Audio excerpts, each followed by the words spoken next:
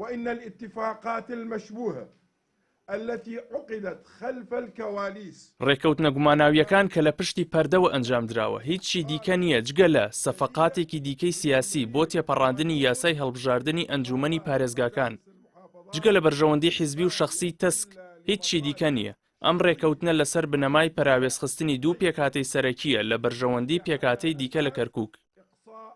مادەی 35 یاسای هەڵبژاردننی ئەنجومەنی پارێزگاکان لە جیاتی مادەی 23 یاسای هەڵبژاردنەکانی 2008 دانرە. ئەویش بە هاوکاری نوێنەری نەتەوە یەکگرتوەکان بە ڕێکەوتنی سیاسی نێوان پێکاتەکان نووسرایەوە بۆ ئەوەی لە هەڵبژاردن نزیکمان بکاتەوە و ڕێگری بکات لە ئەنجامدانی ساختەکاری و چاوخشاندنەوە بە تۆماری دەنگدەراندا بە پاڵپشت بە ڕەگەزنامەی باری شارستانی. نوێنەری یۆنامی ماوەی 2 مانگ لەگەڵ ئێمە دانیشتن بۆ نووسینەوەی مادەی 35 بەڵام ئێستا ئەمڕۆ بۆ بێدەنگن لەسەر ئەو مادەیە. لەکوێوە فەرماندان بۆ دێ؟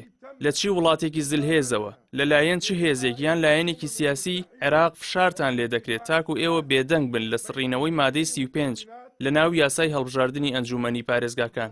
حلولا لمشاكل الانتخابية ومنع حالات التزوير التي حصلت سابقا منها تدقيق